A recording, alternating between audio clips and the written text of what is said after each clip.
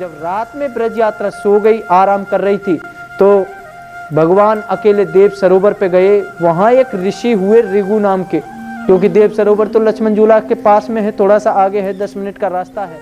तो वहाँ एक ऋषि हुए ऋगु नाम के, तो उस ऋषि ने तो वहाँ 66,000 वर्ष तपस्या की थी और भगवान ने उसके लिए दर्शन दिए। तो उस ऋषि ने दर्शन करते ही अपने शरीर का त्याग कर दिया, छोड़ दिया शरीर को, और जैसे शरीर को छोड़ा तो छोड़ते ही उस शरीर का जल बन गया।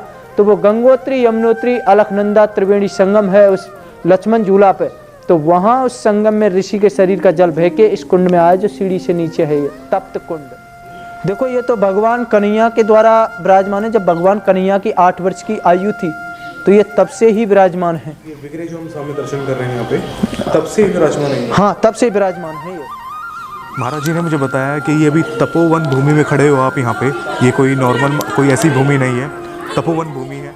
यहाँ पे रात को आते हैं जो यहाँ पे बड़े बड़े साधु संत हैं, वो आते हैं, लेकिन वो अदृश्य रूप में आते हैं।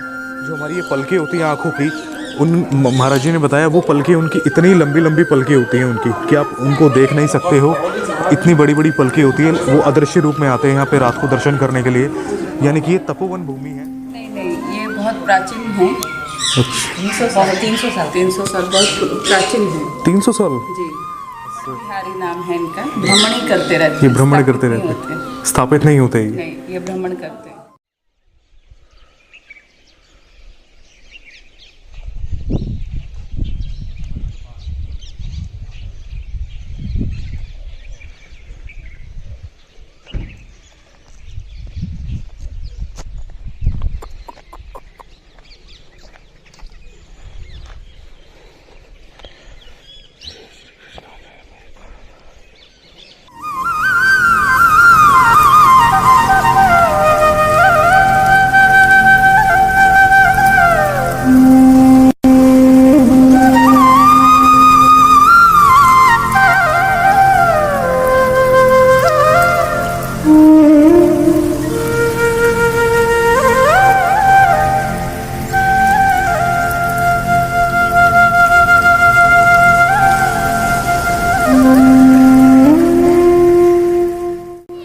तो नमस्कार दोस्तों, स्वागत है आपका मेरे चैनल पे और आप देख रहे हो मोहित व्लॉग्स। और मैं आपको बता दूं, आज मैं जिस स्थान पे मैं आया हूं, ये स्थान है राजस्थान में पड़ता है ये स्थान। और यहाँ पे आपको दर्शन होते हैं आदि बद्री के। और यहाँ पे अभी आपको मैं अंदर भी दर्शन कराऊंगा मंदिर में, और जानेंगे यहाँ पे क्या महत्व है। और काफ़ी शांतिमय वातावरण है यहाँ का, राजस्थान में पड़ता है ये। और मैं आपको बता दूँ, नंदगांव बरसाना से इसकी दूरी जो है वो है 30 से 35 किलोमीटर की दूरी पर।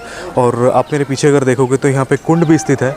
अगर मैं आपको दिखाने की कोशिश करूँ कुंड, अभी फ़िलहाल तो यहाँ पे पानी नहीं है, इसमें बिल्कुल खाली है कुंड, लेकिन मैं कोशिश करता हूँ आपको दिखाने की। सामने ही आप देखोगे कुंड है, और इसके चारों तरफ ये जालियाँ लगाई हुई है। तो इससे आपको एक आइडिया मिलेगा कि मतलब कि पानी कितना ऊपर तक रहता है इसमें, कि इसमें जालियाँ इसलिए लगाई हुई ताकि कोई इसमें डूबे ना। और यही सीढ़ियाँ हैं नीचे उतरने के लिए, दोनों तरफ से सीढ़ियाँ हैं, उस तरफ से भी। और अभी पानी नहीं है इसमें, वो मैं पुजारी जी से पूछूँगा कि पानी।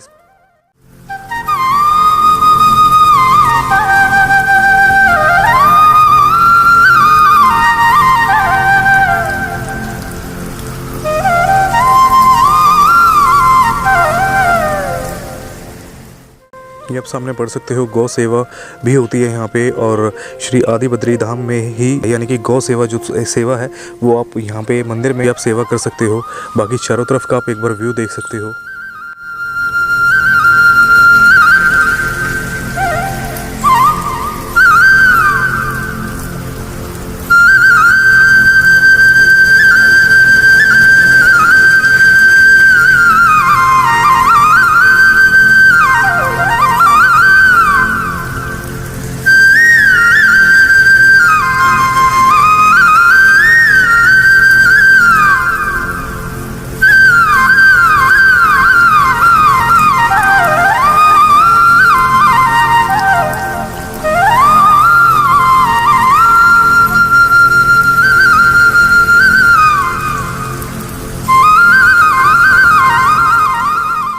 के बारे में सब चीज़ें बोर्ड में मेंशन है, आप यहाँ पे इसको पॉज करके पढ़ भी सकते हो।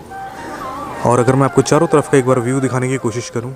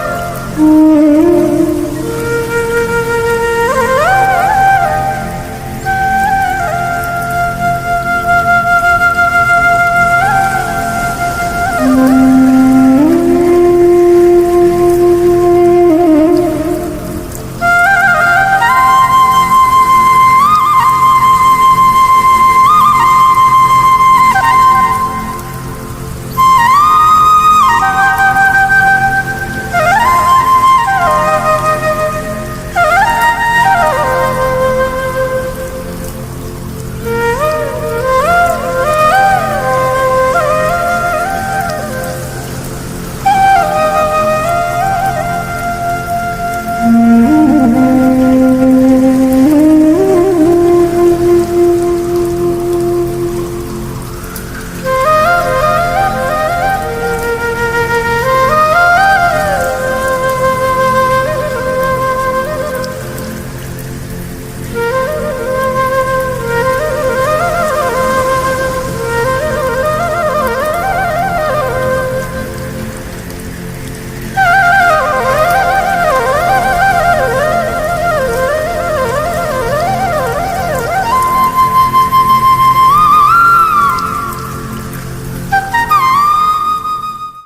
जैसे कि मैंने आप सबको कहा था कि मैं अंदर आऊँगा मंदिर में और जो यहाँ पे पुजारी जी हैं उनसे बात करूँगा, उनसे जानेंगे यहाँ पे क्या महत्व है यहाँ का।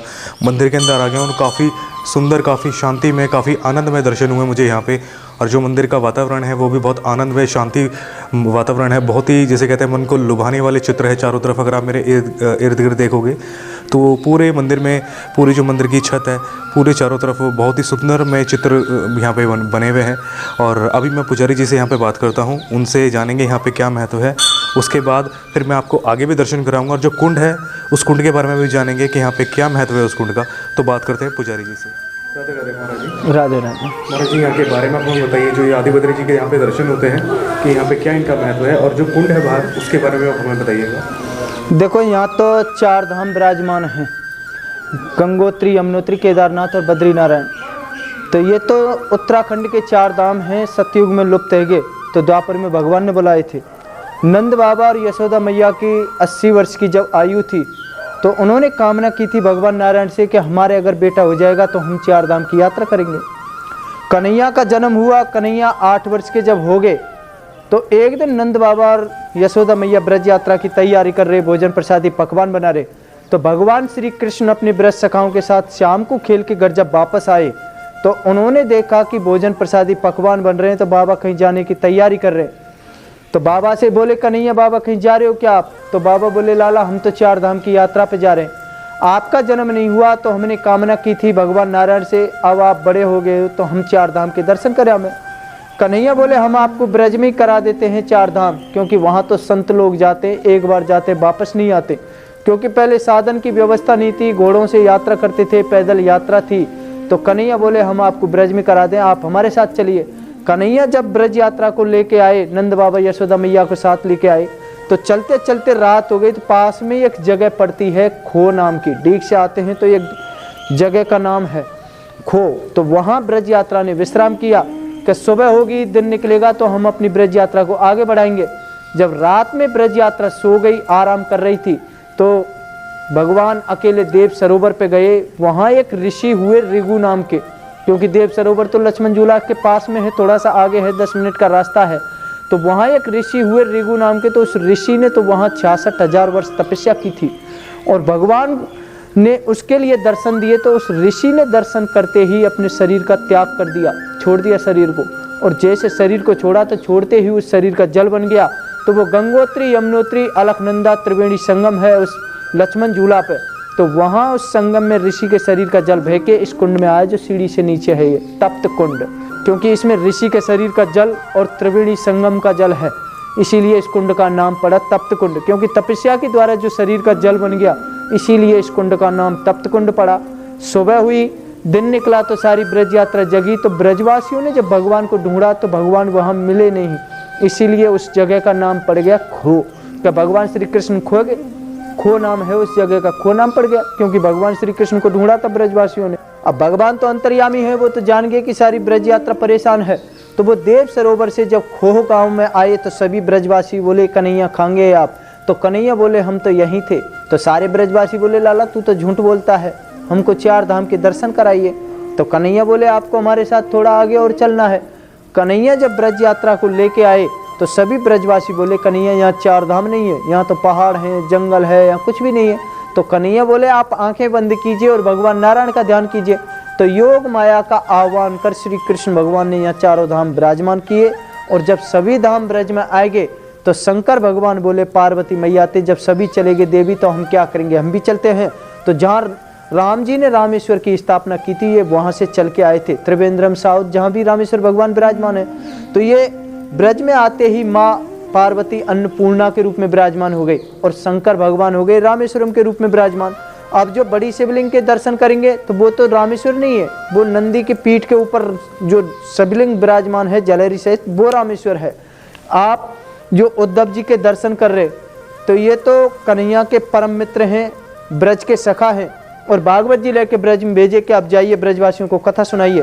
तो उद्धव जी की तो लेफ्ट हैंड खैरे हाथ पे श्रीमद् भागवत महापुराण है उद्धव जी के हाथ में। उनके पास में जो बैठे हैं वो बद्री विशाल बैठे हैं। बद्री बोलते हैं झाड़ के पेड़ को और झाड़ के पेड़ को संस्कृत भाषा में बद्री कहते हैं। तो नारायण भगवान जब पालती मार के बैठे ध्यान में बैठे हैं तपस्या में, तो लक्ष्मी मैया ने तो भगवान नारायण की पेड़ बन के छाया की थी और भगवान का जब ध्यान पूरा हुआ उन्होंने देखा कि ये तो लक्ष्मी है, तब भगवान बोले कि देवी हमारे नाम से पहले आपका नाम आएगा, इसीलिए बोलते हैं बद्री नारायण। नर भगवान के जो आप दर्शन कर रहे हैं तो ये तो कुंती के बेटा अर्जुन है, महाभारत के नर भगवान।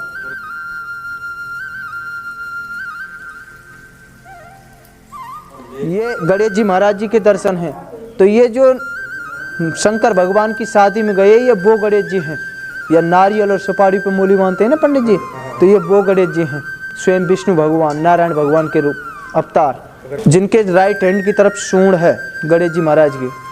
और इनके पास में बैठी हैं पार्वती मैया, लेकिन ये पार्वती मैया शंकर भगवान और पार्वती मैया चल के आए थे रामेश्वर से, तो ये अन्नपूर्णा के रूप में विराजमान है। तो ये माँ अन्नपूर्णा पार्वती है, बड़ी शिवलिंग शंकर भगवान की है। उसके ऊपर रामेश्वर जी लिख रहा है, वो रामेश्वर जी नहीं है, नंदी के पीठ के ऊपर रामेश्वर है। नंदी के पीठ के ऊपर, मैं वो भी अगर आपको यहाँ से दिखाने की कोशिश करूँ कि आप देखोगे ये जो नंदी है सामने, ये इनके पीठ के ऊपर रामेश्वर है। आप ये शिवलिंग है महाराज जी? हाँ शिवलिंग है, शिवलिंग है ये साक्षात दर्शन है ठाकुर जी के, एक ही शिला में विराजमान हैं, भगवान कन्हैया के द्वारा विराजमान है। आदि बद्रीनाथ बोलते हैं इनको क्योंकि भगवान ने ये ब्रज में पहली बार विराजमान किए, और बद्रीनाथ बोलते हैं उनको उत्तराखंड में जो जगत गुरु संत शंकराचार्य जी महर्षि हुए वो उनके द्वारा विराजमान है, तो वो बद्रीनाथ कहलाते हैं, ये आदि बद्रीनाथ कहलाते हैं। ये आदि बद्रीनाथ फर्स्ट में ये है, सेकंड में वो है, तो ये साक्षात विराजमान है। 11 किलोमीटर पे अपने केदारनाथ जी विराजमान है और 1.5 किलोमीटर पे यहाँ से बद्री विशाल जी के इस धाम से गंगोत्री यमुनोत्री विराजमान है। तो ये तो ब्रज में 4 धाम हैं अपने में, और ये चारों धाम ठाकुर जी ने विराजमान किए थे। 14 कोस का तपोवन है, इस तपोवन में चारों धाम ठाकुर जी ने विराजमान कर दिए। तो आदि बद्रीनाथ ये है और ये साक्षात दर्शन है यहाँ के। बोलो बद्री नारायण भगवान की जय। महाराज जी कुंड में जो स्नान आदि जो करते हैं उसकी क्या लीला है, मतलब क्या महत्व है उसका? ये तो देखो तप्त कुंड है, और ये तप्त कुंड में अक्षय तृतीया के दिन मतलब भगवान नारायण का जन्म हुआ था, नर और नारायण भगवान का यहाँ ब्रज में ही हुआ था, लेकिन तपस्या हिमालय पर्वत उत्तराखंड में जाके की थी। ये तो छोटी सी एक कथा आती है इसकी कि ये जो दानवीर कर्ण था महाभारत का, तो उस कर्ण को मारने के लिए ये नर और नारायण भगवान का अवतार हुआ था, क्योंकि कर्ण जो था महाभारत का वो तो पिछले जन्म में राक्षस था प्रबल नाम का, आप प्रबल कह लो प्रबलासुर कह लो, तो वो प्रबल नाम का दैत्य था। तो उस दैत्य को मारने के लिए नर नारायण अवतार हुआ था। जब वो द्वापर में कर्ण बन के आया तो ये कृष्ण और अर्जुन बन के आए। तो ये अक्षय तृतीया जो आती है उसके दिन इसका जन्म है, नर नारायण भगवान का जन्मदिन मनाया जाता है उसका। तो ये क्या है कि यहाँ अक्षय तृतीया पे इसका महत्व होता है कुंड में नहाने का, इसीलिए यहाँ कुंड को महत्व दिया जाता है। और ये ऋषि के शरीर का जल है और अलकनंदा त्रिवेणी संगम है इसमें। तो अभी जैसे खाली है तो इसका खाली का मतलब क्या, मतलब क्यों खाली है अभी ये तो इसकी मतलब इसमें गंदगी ज़्यादा हो गई थी, तो उस गंदगी को साफ करने तो अक्षय तृतीया आ रही है 14 मई को जो पड़ेगी, तो उससे पहले पहले बढ़ जाएगा, क्योंकि अब तो पतझड़ चल रहा है, गंदगी फिर हो जाएगी दोबारा। तो एक बार जब सफाई होने के बाद इसको दोबारा भर दिया जाएगा। इसमें चरणामृत जाता है ठाकुर जी का, ये पवित्र है आज भी पवित्र है। जो बद्री विशाल जी स्नान करते हैं तो ये बाकी का जो शाम को चरणामृत बचता है तो ये सब तप्त कुंड में जाता है, तो वो आज भी पवित्र है कुंड, आज भी पवित्र है कुंड। ये जो सामने विग्रह के दर्शन कर रहे हैं ये कितने पुराने विग्रह होंगे? देखो ये तो भगवान कन्हैया के द्वारा विराजमान है। जब भगवान कन्हैया की 8 वर्ष की आयु थी तो ये तब से ही विराजमान है। विग्रह जो हम सामने दर्शन कर रहे हैं यहाँ पे तब से ही विराजमान है? हाँ तब से विराजमान है ये। तब से विराजमान है। भगवान कन्हैया ने बुलाया था इनको योग माया के द्वारा। उद्धव जी, बद्री नारायण जी, नर भगवान, आदि गणेश जी महाराज, अन्नपूर्णा मैया पार्वती, बड़ी शिवलिंग शंकर भगवान की और नंदी के ऊपर रामेश्वर। तो ये तो एक ही शिला में 7 विग्रह हैं ठाकुर जी के। ब्लैक काले कलर में विग्रह हैं और भूरे कलर में शिला है ठाकुर जी की। तो ये साक्षात विराजमान है एक ही शिला में 7 विग्रह। और 11 किलोमीटर पे केदारनाथ जी विराजमान है। 11 किलोमीटर केदारनाथ जी और 1.5 किलोमीटर पे गंगोत्री यमुनोत्री विराजमान है। तो ये तो चारों धाम ठाकुर जी जब 8 वर्ष के थे तो योग माया के द्वारा बुलाया था ब्रज में। नंद बाबा और यशोदा मैया सारे ब्रजवासियों को दर्शन देने के लिए। तो काफ़ी आनंद पूर्वक बताया आपने यहाँ के बारे में महाराज जी। और आपका शुभ नाम जानना चाहेंगे? मेरा नाम तो देखो किशोरदास है। किशोरदास। तो आप ही यहाँ पे सब पूजा आरती भोग आदि सब आप ही? हाँ, ठाकुर जी के कृपा से बद्री विशाल जी का आशीर्वाद है, यहीं पे हम ही करते हैं। काफ़ी आनंद आया महाराज जी आपसे जान के और उम्मीद करता हूँ जो भक्त देख रहे हैं वो शीघ्र यहाँ पे दर्शन के लिए आए। तो राधे राधे महाराज। राधे राधे।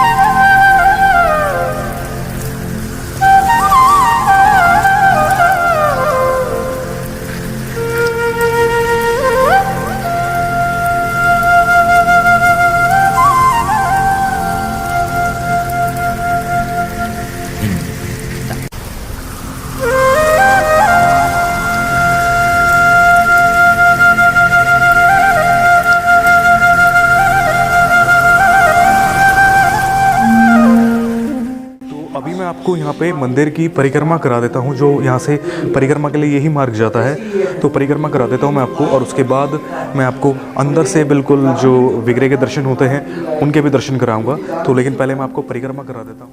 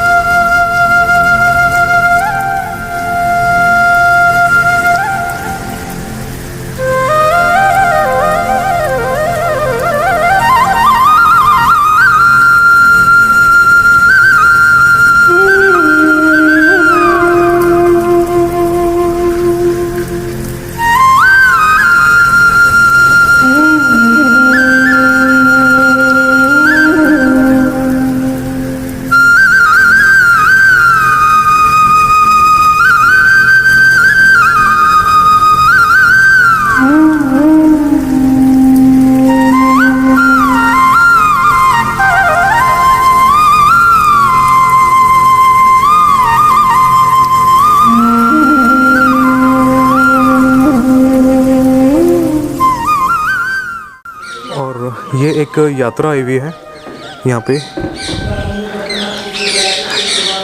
आप इनके ठाकुर जी आप बहुत ही प्रिय ठाकुर हैं। और आप लोग कहाँ से आए हो? वृंदावन से आए हैं आप? अच्छा। और ये जो आपके ठाकुर जी हैं इनका क्या नाम? मतलब ठाकुर सूरतनाथ। सूरतनाथ जी। बहुत ही प्रिय है, बहुत ही सुंदर दर्शन, बहुत ही प्रिय वस्त्र बनाए हुए हैं आपने इनको। और ये कलर आपने किया है खुद? नहीं, ये बहुत प्राचीन है। 300 साल बहुत प्राचीन है। 300 साल? जी। तो आप ये परंपरागत ठाकुर जी की सेवा होती आई है। बहुत से संत सेवा कर चुके हैं। पीपल कोटी से ठाकुर जी प्रकट हुए थे, उत्तराखंड में स्थान है। तो आपके पास तभी से? अभी मेरे जो गुरु महाराज हैं उनकी कृपा से मुझे प्राप्त हुई इनकी सेवा।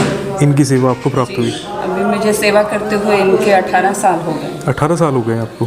तो बहुत लकी हैं आप जो आपके पास। बिहारी नाम है इनका। भ्रमण करते रहते। ये भ्रमण करते रहते हैं, स्थापित नहीं होते? नहीं, ये भ्रमण करते हैं। ये भ्रमण करते हैं। तो आप सभी वृंदावन से आए हो? वृंदावन से। तो आपको जो सेवा प्राप्त हुई है आपके गुरु जी से, तो आपको मतलब आपको कितना टाइम हो गया वृंदावन में रहते हुए? मैं 8 साल की थी तब से घर का त्याग करके वृंदावन पधारी थी। तो मेरे गुरु महाराज कृपा करके जगत गुरु शिव जी महाराज निम्बारकाचार्य पीठाधीश्वर हैं, उनकी कृपा से मुझे ठाकुर की सेवा प्राप्त हुई और मैं सेवा कर रही हूँ। निकुंज रस वार्ता पे कथा कहती हूँ, प्यारी जू लाडली जू का रस कहती हूँ, जो प्रेम है, प्रेम मार्ग है। तो आपको कितना टाइम हो गया कथा करते हुए? कथा कहते हुए मुझे 10-12 बरस हो गए। 10-12 वर्ष हो गए। तो काफ़ी आनंद में बात है कि आपको सबसे बड़ी बात है, आपको सेवा बहुत अच्छी मिली हुई है। बहुत अद्भुत आनंद है, बहुत ही प्रिय सेवा मिली हुई है आपको। तो अभी मैं जैसे मंदिर की परिक्रमा के लिए आया था, तो मुझे यहाँ पे यहाँ पे यात्रा आई हुई है, यहाँ पे आदि बद्रीनाथ मंदिर में ही, और इनके पास बहुत ही सुंदर रूप में मुझे दर्शन हुए इनके पास में। एक बार आप इनका नाम दोबारा बताएंगी मुझे? श्री ठाकुर सूरतनाथ। श्री ठाकुर सूरतनाथ जी के बहुत ही इनके पास जो है, इन्होंने बताया जैसे कि 300 साल से प्राचीन है ये जी। तो बहुत ही जिसे कहते हैं, मेरे लिए भी काफ़ी शॉकिंग है कि मतलब इनके दर्शन मुझे हो गए। और सबसे आनंदमय बात है कि जब मैं यहाँ पे आया था तो मुझे नहीं लग रहा था कि इतने यहाँ पे मुझे ऐसे मतलब भक्त आएंगे, इतने मिलेंगे। तो लेकिन यहाँ पे डेली पुजारी जी ने बताया था मुझे काफ़ी यात्राएं आती है, और आज मुझे एक यहाँ पे यात्रा जैसे मिली हैं और काफ़ी आनंद आया इनसे भी मिलके। आप सबसे मिलके काफ़ी आनंद आया। और जय श्री राधे। जय श्री राधे।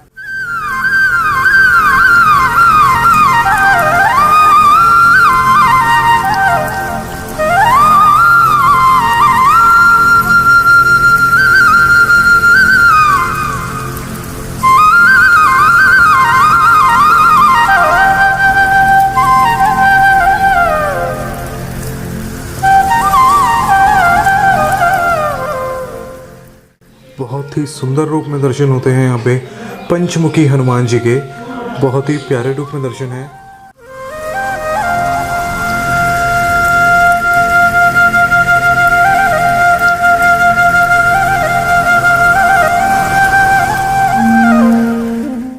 मैं रियलिटी बताऊँ, इतने प्यारे दर्शन है कि मुझे जाने का मेरा मन नहीं कर रहा है, मन कर रहा है देखता रहूँ, क्योंकि जो हनुमान जी को यहाँ पे कलर है और जो उनको वस्त्र पहनाए हुए हैं बहुत ही सुंदर है उनके दर्शन।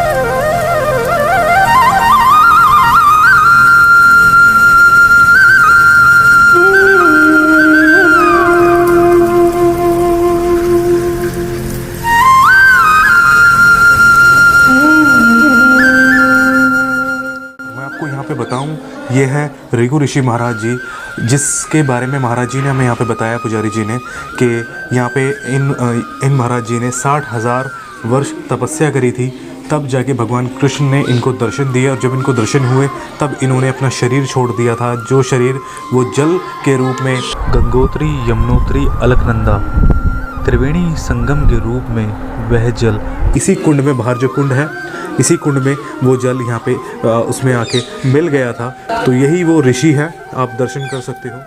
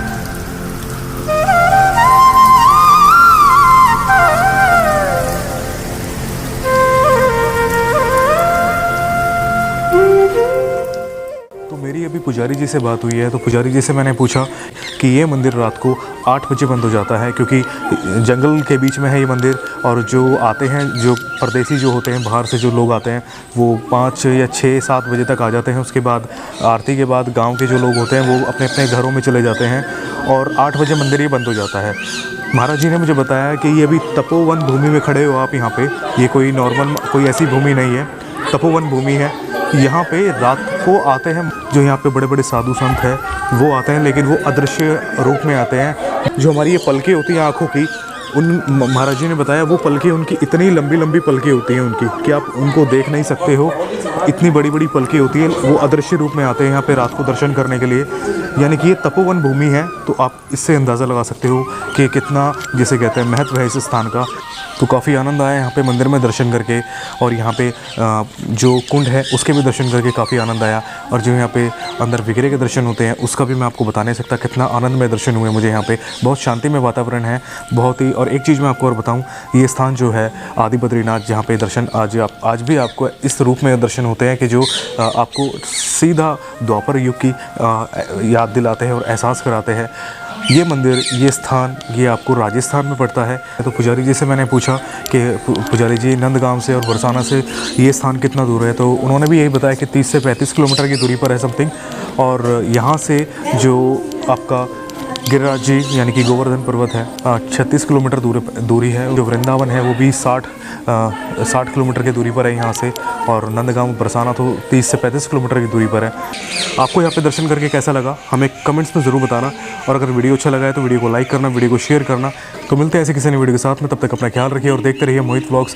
आगे ब्रजधाम के वीडियोज़ ऐसे आते रहेंगे मेरे चैनल पर, तो प्लीज़ मेक श्योर कि आपने चैनल को सब्सक्राइब किया हो और बेल आइकन को भी ज़रूर प्रेस करना, ताकि आपको सारे मेरे अपडेट मिलते रहें। और आप मुझे इंस्टा पे फॉलो कर सकते हो, साथ के साथ आप मुझे फेसबुक पे और ट्विटर पे भी ज्वाइन कर सकते हो। तीनों के लिंक्स आपको डिस्क्रिप्शन बॉक्स में मिल जाएंगे। तो आज की वीडियो में फ्रेंड्स बस इतना ही। राधे राधे।